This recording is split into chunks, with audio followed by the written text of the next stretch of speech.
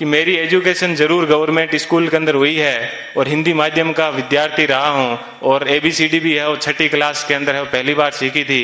लेकिन मैंने उन विद्यार्थियों को चुनौती पेश की थी और उन चुनौती को मैंने हर जगह पर है उसको प्रमाणित भी किया है। मैंने मेरे जीवन की जो सबसे पहले शुरुआत की थी वो पटवारी से की थी। सबसे पहले मैं है वो पटवारी लगा था, उसके बाद में है वो ग्राम सेवक लगा था, उसके बाद में 3rd ग्रेड टीचर था, उसके बाद में 2nd ग्रेड टीचर था, फिर असिस्टेंट जेलर में RPSC टॉप की थी, फिर है वो स्कूल लेक्चरर था, फिर इसी स्कूल के अंदर जिस स्कूल के अंदर आज मैं आपसे मुखातिब हो रहा हूँ, इसी स्कूल के अंदर मैंने एक एग्जाम दिया था असिस्टेंट कमांडेंट का, उसमें भी मैं है वो सिलेक्ट हुआ था और उसके बाद में कॉलेज लेक्चरर भी मैं है वो रहा था और फिर RS 2012 के अंदर 108वीं मेरी है वो मेरिट आई थी। तो उसके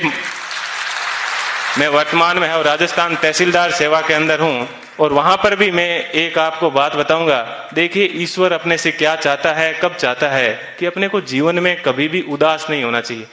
RS के अंदर मेरी 108वीं मेरिट थी और उसके अंदर मेरे को DSP मिल रहा था, लेकिन दुर्भाग्य ऐसा रहा कि मैं है वो फर्स्ट वेटिंग में रह गया। थोड़ा सा मुझे दुख हुआ कि यार अपन फर्स्ट वेटिंग में रह गए और उसके जस्ट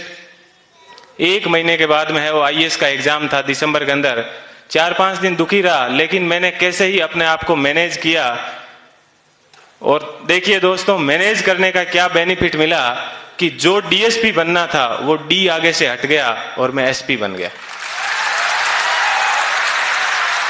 बात यह है कि अपन जीवन के अंदर चाहते क्या है, अपन अपने आप को कितना डिवोट कर पाते हैं।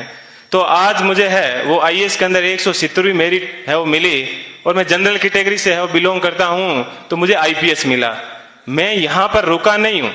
मैं वापस तैयारी कर रहा हूं और इस बार मुझे आशा है कि हिंदी माध्यम के अंदर IAS में किसी की अभी तक फर्स्ट मेरिट नहीं आई है और मेरी ये पूरी की तमन्ना है कि कम से कम मैं यहां उस स्थान तक है वो पहुंचूं। कि जीवन आपको सिर्फ कहा जाता है कि 84 लाख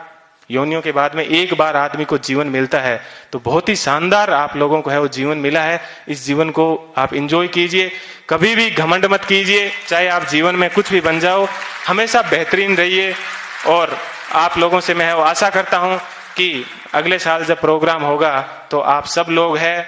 वो यहाँ पर आने का मौका मिले। थोड़ी सी देर पहले मैं देख रहा था कि मालाएं कम पड़ रही थी, तो अगले साल इतनी संख्या माना कि सब मालाएं कम पड़ जाए,